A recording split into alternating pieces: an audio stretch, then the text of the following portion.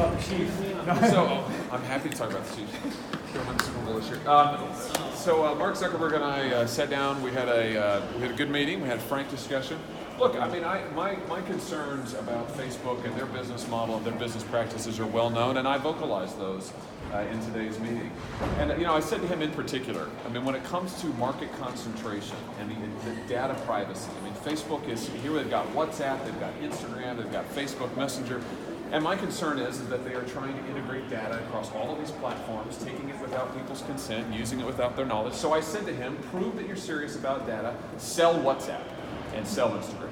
That's what they should do. They should spin them off, sell them right now, and show that you have confidence in your core product, in the core Facebook product. Prove that you don't have to buy companies to innovate, that you can actually still design stuff at Facebook without just going to competitors. Prove that you're not afraid of competition. I think it's safe to say that he was not receptive to those suggestions, but I think that is a great way to demonstrate that Facebook is serious about this privacy pivot. They will sell WhatsApp and they will sell Instagram and they will abandon the attempt to harvest data across all of these platforms and use them so that they can make more money by directing more behavioral ads. We also talked about the censorship issue, and I just want to underscore one of the reasons that the censorship and political bias issue is so pressing is because Facebook is so big. It's because they are monopoly sized. It's because they do have incredible market concentration. It's because they're trying to gobble up the entire market. So these things really go together.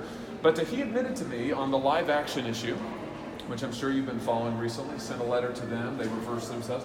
He said that they made a mistake, that there was clearly bias. Those are his words. He said there was clearly bias in the live action decision, that they were wrong to have censored live action, that there was a problem with their supposed independent fact checker, that he's very concerned about it, and that this is an issue, in his words, an issue they have struggled with for years. He says bias is an issue they have struggled with internally for years, and they're trying to work through it, but they still have a lot to do.